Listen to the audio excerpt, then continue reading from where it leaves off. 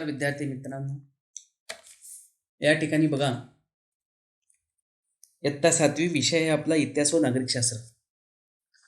यामध्ये आपण नागरिकशास्त्रामध्ये आपले एकूण 6 घटक आहेत. आपल्या संविधानाची ओळख, दुसरा घटक आहे संविधानाची उद्देशिका, तिसरा आहे संविधानाचे वैशिष्ट्ये, मूलभूत हक्क भाग 1, मूलभूत हक्क भाग 2 आणि 6वा घटक आहे मार्गदर्शक तत्वे आणि मूलभूत कर्तव्ये.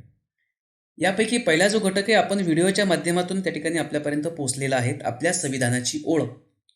त्यामध्ये आपण बघितले की आपलं संविधान म्हणजे काय, संविधानाचा अर्थ काय त्या ठिकाणी समजून घेतला, संविधानामध्ये कोणते नियम आहे, काय तरतुदी, याचा अभ्यास त्या ठिकाणी केला आणि संविधानाची आवश्यकता का, राज्यकारभार करणं म्हणजे काय करणं, मग संविधानाची निर्मिती कशी झाली, संविधान सभा, मसुदा समिती, डॉक्टर बाबासाहेब आंबेडकर यांचं संविधान निर्मितीमध्ये सिंहाचा वाटा त्या ठिकाणी मानला जातो,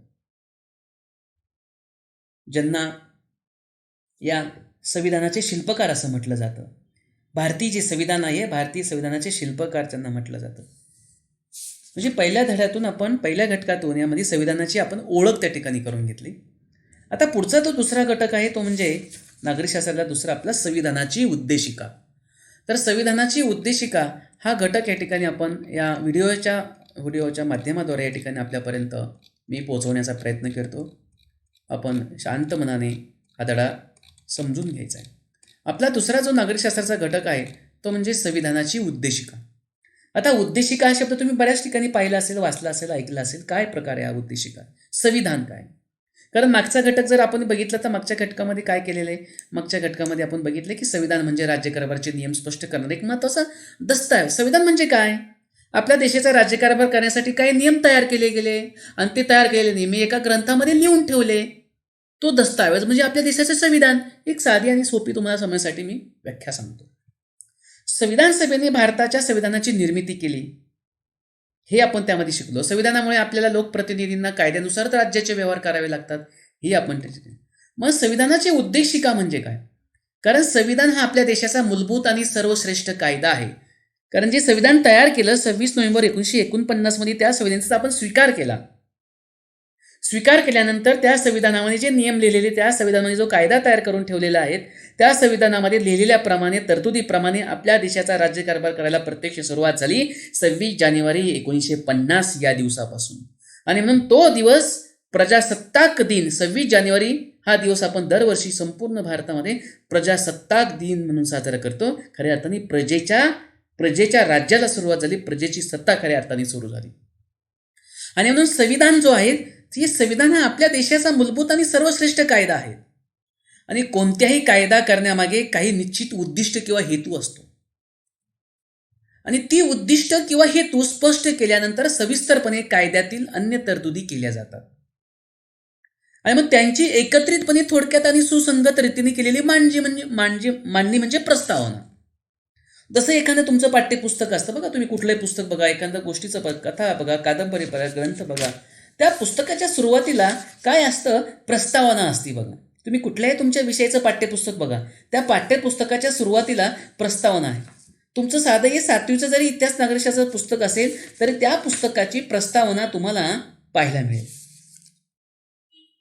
आणि म्हणून उद्दिष्ट किंवा हेतू स्पष्ट केल्यानंतर सविस्तरपणे कायद्यातील अन्य तरतुदी केल्या जातात आणि त्यांची एकत्रितपणे थोडक्यात आणि सुसंगत रीतीने केलेली मांडणी म्हणजे प्रस्तावना. आणि या प्रस्तावनेला उद्देशिका असे म्हणतात. आणि उद्देशिकेलाच भारतीय संविधानाची प्रास्ताविका किंवा सरनामा असंही म्हटलं जातं. उद्देशिका ही आपल्या संविधानाची उद्दिष्ट स्पष्ट करते. म्हणजे आपल्या संविधानामध्ये काय सांगितलेलं आहे, आपल्या संविधानाची उद्दिष्ट त्या उद्देशिकेतून आपल्याला स्पष्ट केली जातात. संविधानाची उद्देशिका वाचा, त्यातील शब्दसूची तयार करा, हे शब्द तुम्ही इतरही कोठे वाचू शकता. आता आपण सर्व भारताचे नागरिक आहोत, आपण सर्वांना एक देश म्हणून काय मिळवायचे आहे हे उद्देशिकामध्ये सांगितलेलं आहे. आपण या भारताचे सर्व नागरिक आहोत आणि आपल्या या सर्वांना जो अखंड आपला भारत देश आहे, हा या सर्वांना एक देश म्हणून आपल्याला काय मिळवायचं आहे याचा सार अर्थ त्या उद्देशिकेमध्ये सांगितलेला आहे. मग त्यामध्ये मूल्य, विचार आणि हेतू उदात्त आहेत. ते कसे प्राप्त करायचे याविषयी तरतुदी संविधानातून स्पष्ट केलेल्या आहेत. आणि मग तुम्ही रोज ज्यावेळेस आपल्या शाळेची दैनंदिन सुरुवात होते त्यावेळेस शाळेची सुरुवात आपली कशी होते? डायरेक्ट वर्गात होत नाही. तर संविधानाच्या उद्देशिकेची सुरुवात आपण शाळा सुरू होण्याच्या अगोदर, वर्गात जाण्याच्या अगोदर आपण संविधानाची उद्देशिकेची जी सुरुवात आहे ती कुठल्या शब्दाने करतो? जी तुम्हाला माहिती आहे, तुम्ही रोज करतात. आम्ही भारताचे लोक या शब्दाने सुरुवात होते. आणि 26 नोव्हेंबर 1949 रोजी याद्वारे हे संविधान अंगीकृत आणि अधिनियमित करून स्वतः प्रत अर्पण करीत आहोत या शब्दाने शेवट होतो. आम्ही भारताचे लोक, भारताचे एक सार्वभौम समाजवादी धर्मनिरपेक्ष लोकशाही गणराज्य घडवण्याचा व त्यांच्या सर्व नागरिकांस, अशा प्रकारे आपण आम्ही भारताचे लोक या शब्दाने सुरुवात होते आणि भारताचे एक सार्वभौम समाजवादी धर्मनिरपेक्ष लोकशाही गणराज्य निर्माण करण्याचा भारतीयांच्या निर्धाराविषयी त्यात सांगितलेले आहे. त्यातील प्रत्येक संज्ञेचा अर्थ या ठिकाणी मी तुम्हाला या ठिकाणी स्पष्ट करून देत आहे. सार्वभौम म्हणजे काय? सार्वभौम राज्य. भारतावर बराच काळ तुम्हाला माहिती ब्रिटिशांचं राज्य होतं किंवा 150 वर्षे या परक्यांनी आपल्यावरती राज्य केलेलं आहे. 1818 मध्ये इंग्रजांची सत्ता आपल्या देशावरती सुरू होती, तर 15 ऑगस्ट 1947 पर्यंत स्वातंत्र्याच्या अगोदर इंग्रजांनी आपल्यावरती 150 वर्षे अन्याय अत्याचार राज्य या ठिकाणी केलेला आहे. भारतावर बराच काळ ब्रिटिशांची राजवट होती. ती राजवट 15 ऑगस्ट 1947 मध्ये संपली. हा स्वातंत्र्य लढा कसा आपण केला हा इतिहासातून आपण वारंवार या ठिकाणी शिकत आलेलो आहोत. आणि म्हणून 15 ऑगस्ट 1947 रोजी ही इंग्रजांची ब्रिटिशांची अन्यायकारी राजवट संपली. आपला देश स्वतंत्र झाला आणि आपल्या देशाला म्हणजेच भारताला सार्वभौमत्व प्राप्त झाले. आपण आपल्या देशात योग्य वाटेल ते निर्णय घेण्याचे स्वतंत्र आपल्याला आहे. इंग्रजांचा काय संबंध? आमचा देश आहे आणि आमच्या देशामध्ये कोणते नियम करायचे, कोणते कायदे तयार करायचे, कोणते तरतुदी करायच्या, हा अधिकार इंग्रजांना नाही, ब्रिटिशांना नाही, तर तो आम्हा भारतीयांना आहे. कारण आमची मातृभूमी, आमची मायभूमी, आमचा देश आहे त्या ठिकाणी. आणि म्हणून एखादं राज्य परकीय नियंत्रणाखाली नसणं असा सार्वभौम शब्दाचा अर्थ होतो. कारण 15 ऑगस्ट 1947 देशाला स्वातंत्र्य मिळालं आणि म्हणून आपला देश कुठल्याही परकीय नियंत्रणाखाली नाही याचा अर्थ होतो सार्वभौम. या शब्दाचा अर्थ होतो सार्वभौम. म्हणजे एखादं राज्य किंवा एखादा प्रदेश परकीयांच्या नियंत्रणाखाली नसणे याचा अर्थ सार्वभौम असा होतो. आणि म्हणून आपल्या संपूर्ण स्वातंत्र्य लढ्याचे सर्वात महत्त्वाचे उद्दिष्ट काय होते? तर सार्वभौमत्व प्राप्त करणे आणि ते उद्दिष्ट आपण प्राप्त केलं.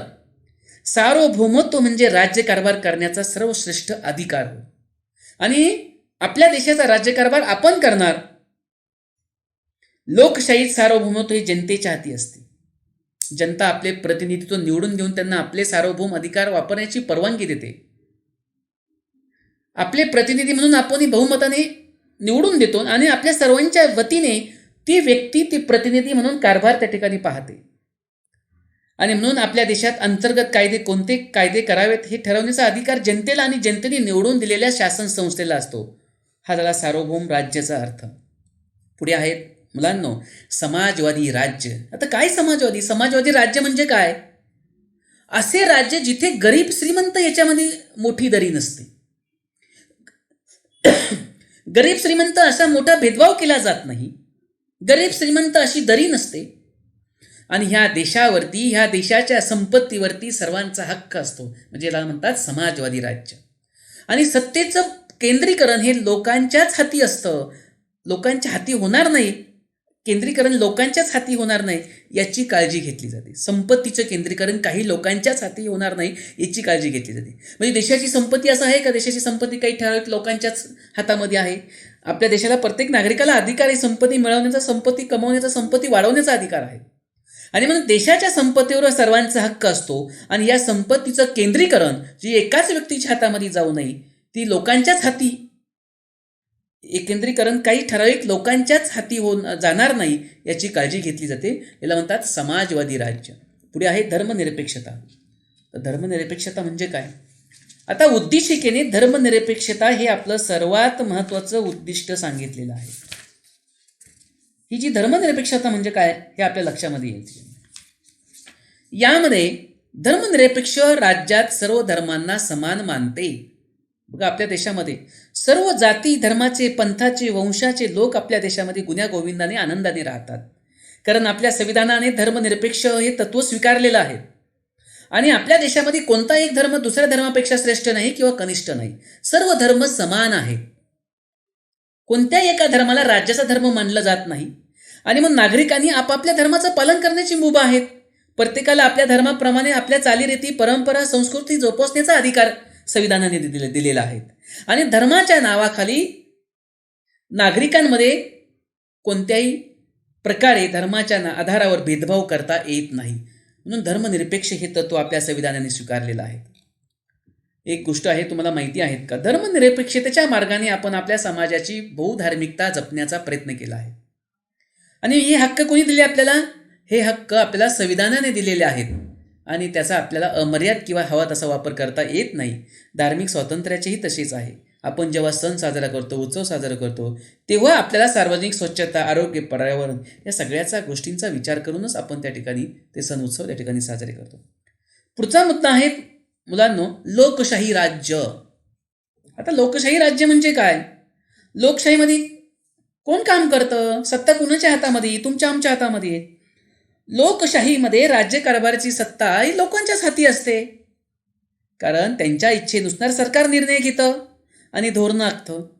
जर लोकांना काही गोष्टी चुकीच्या वाटल्या सरकारच्या, तर लोक आपलं मत वृत्तपत्राच्या माध्यमातून, संघटनेच्या माध्यमातून सरकारपुढे मांडण्याचा प्रयत्न करतं, मांडलं जातं. आणि मग त्यातून सरकारला निर्णय योग्य घ्यावे लागतात. म्हणजे याचा अर्थ सत्ता कोणाच्या हाती आहे? तुमच्या आमच्या लोकांच्याच हाती आहे. म्हणजेच इच्छेनुसार सरकार निर्णय घेतं, लोकांच्या धोरणं आखतं आणि शासनाला सर्वांच्या कल्याणासाठी महत्त्वाचे आर्थिक, सामाजिक असे निर्णय घ्यावे लागतात. त्यातून सर्व समाजाचं कल्याण होणं अपेक्षित असतं. आणि असे निर्णय रोजच्या रोज सर्व लोकांना एकत्र येऊन घेणे शक्य असतं का? नाही. म्हणून ठराविक काळानंतर निवडणुका होतात. निवडणुकामध्ये सुशिक्षित लोक प्रामाणिकपणे चांगल्या उमेदवाराला निवडून देतात.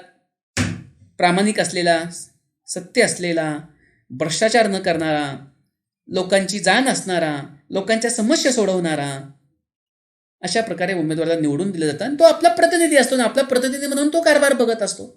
आणि मग या निवडणुकीमध्ये मतदार आपले मत देऊन आपले प्रतिनिधी निवडून देतात. निवडून आलेले प्रतिनिधी संविधानाने जे सांगितलेलं आहे, संविधानाने निर्माण केलेले संसद, कार्यकारी मंडळ अशा संस्थांमध्ये जातात आणि संविधानाने नमूद केलेल्या किंवा सांगितलेल्या प्रक्रियेने संपूर्ण जनतेसाठी ते निर्णय घेतात. याला म्हणतात लोकशाही राज्य. पुढे आहे गणराज्य. हे सगळं आपल्या संविधानाच्या उद्देशिकेमध्ये आहेत. गणराज्य. आपल्या देशामध्ये लोकशाही बरोबर गणराज्य पद्धती आहेत. आता गणराज्यात सर्व सार्वजनिक पदे लोकांकडून निवडून दिली जातात. कोणतंही सार्वजनिक पद वंश परंपरेने येत नाही. मध्ययुगीन काळामध्ये किंवा प्राचीन काळामध्ये राजेशाही पद्धत होती. राजा मृत्यू झाला तर राजाच्या नंतर गादीचा वारसदार कोण, राज्याचा राजा कोण, तर त्याचा मुलगा त्या ठिकाणी होत असायचा. काही काळानंतर त्याचा मुलगा गादीवर बसायचा. अशी पद्धत आपल्या देशामध्ये नाहीये, संविधानामध्ये नाहीये. गणराज्य म्हणजे कोणतेही सार्वजनिक पद वंश परंपरेने येत नाही. राष्ट्रपती, प्रधानमंत्री, राज्यपाल, मुख्यमंत्री, महापौर, सरपंच यासारखी पदे सार्वजनिक असतात. आणि त्या पदावर विशिष्ट वयाची अट पूर्ण करणाऱ्या कोणत्याही भारतीय नागरिकाला निवडणूक लढवता येतं. आणि राष्ट्रपती, प्रधानमंत्री, राज्यपाल, मुख्यमंत्री, महापौर, सरपंच अशी सार्वजनिक पदे त्या ठिकाणी आपल्याला घेता येतात. राजसत्ताक पद्धतीत ही पदे वंश परंपरेने एकाच कुटुंबातील व्यक्तीकडे जातात. तुम्हाला मी सांगितलं, राजाचं उदाहरण दिलं. तसं लोकशाहीमध्ये नसतं. पुढे आहेत उद्देशिकेने सर्व भारतीय नागरिकांना न्याय, स्वातंत्र्य आणि समता या 3 मूल्यांची व त्यानुसार व्यवहार करण्याची कायदे करून ती मूल्ये प्रत्यक्ष व्यवहारात आणण्याची हमी दिलेली आहे. स्वातंत्र्य, समता, बंधुता, न्याय. आता न्याय काय? अन्याय दूर करून सर्वांना आपल्या प्रगतीची संधी मिळवून देणे म्हणजे न्याय. आणि स्वातंत्र्य, समता, बंधुता, न्याय ही जी मूल्ये आहेत ही संविधानामध्ये आहेत, ती स्वीकारलेली आहेत. आपल्या संविधानात जो अधिकार दिलेला आहे, जो हक्क दिलेला आहे, तो हक्क आपला कोणी हिरावून घेऊ शकत नाही, ना सरकार ना इतर कोणी. कारण तो हक्क आपल्याला कोणी दिलेला आहे? संविधानाने दिलेला आहे. आणि जर आपल्या हक्कावर कोणी गदा आणली तर तो न्याय आपल्याला न्यायालयात जाऊन तो न्याय आपल्याला मिळवता येतो, आपल्याला हक्क प्राप्त करून घेता येतो. म्हणजे अन्याय दूर करून सर्वांना आपल्या प्रगतीची संधी मिळवून देणे म्हणजे न्याय.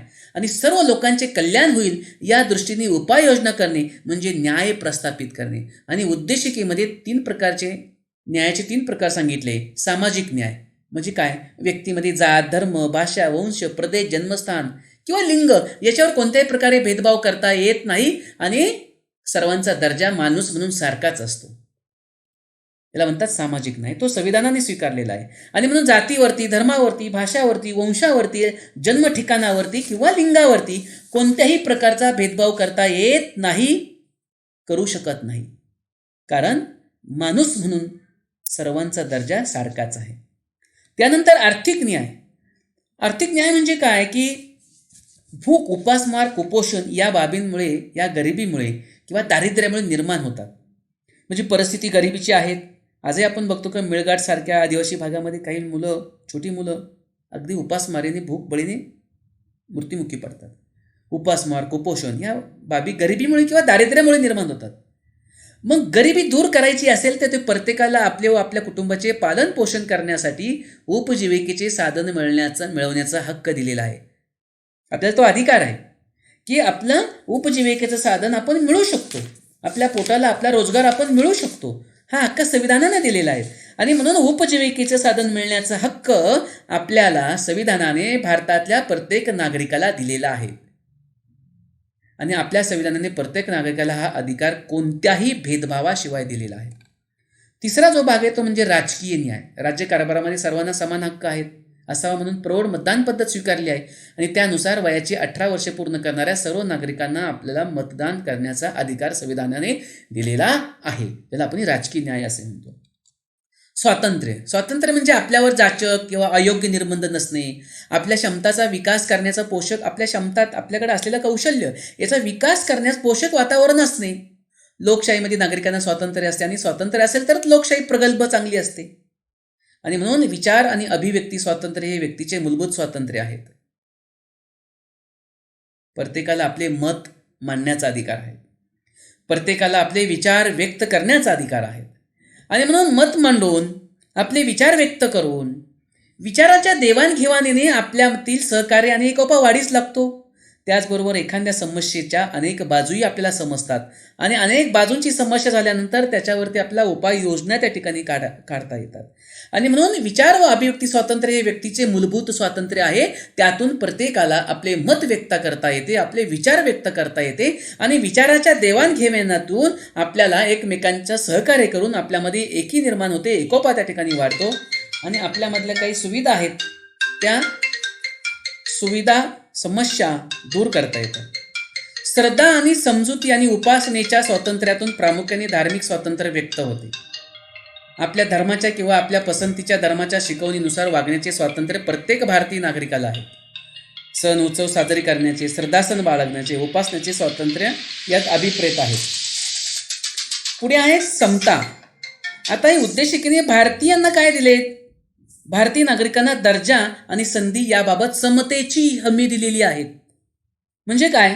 जात, धर्म, वंश, लिंग, जन्मस्थान या आधारावर कोणत्याही प्रकारे भेदभाव न करता माणूस म्हणून सर्वांना दर्जा समान आहे. मग व्यक्ती कनिष्ठ, श्रेष्ठ असे भेदभाव करता येत नाही. म्हणजे श्रेष्ठ आणि कनिष्ठ असा प्रकारचा भेदभाव न करणे म्हणजे समान दर्जाची हमी देणे. उद्देशिकेने संधीची समानता महत्त्वाची मानलेली आहेत आणि आपल्या विकासाच्या संधी सर्वांना प्राप्त होतील. आपला विकास करणं हे सर्वांना मिळेल, सर्वांना संधी मिळेल. त्या उपलब्ध करून देताना कोणत्याही प्रकारचा भेदभाव केला जाणार नाही. संविधानाच्या उद्देशिकेत एका अगदी वेगळ्या आदर्शाचा किंवा तत्वांचा उल्लेख केलेला आहे. तो आदर्श किंवा ते तत्व म्हणजे बंधुभावाची निर्मिती करण्याचे उद्दिष्ट, व्यक्तीची प्रतिष्ठा जपण्याची हमी आहे. स्वातंत्र्य, समता, न्याय, बंधुता, त्यामधलं बंधुता आहे. ही संविधानकारांना असे वाटत होते, संविधान निर्मितीकारांना असे वाटत होते की केवळ न्यायाची किंवा स्वातंत्र्याची आणि सत्तेची हमी देऊ, समतेची हमी देऊन भारतीय समाजामध्ये समता निर्माण होणार नाहीये. त्यासाठी आपल्याला कितीही कायदे केले तरी जोपर्यंत आपल्या भारतीयांच्या मनामध्ये बंधुता असणार नाही. ही थोडक्यात काय की एखादा कायदा सरकारने केला, संविधानाने एखादा कायदा सांगितलेला आहे की आपण सार्वजनिक स्वच्छता आहे, सार्वजनिक ठिकाणं आहे, त्या मालमत्तेचं नुकसान करू नये. कायदा हा नियम आहे.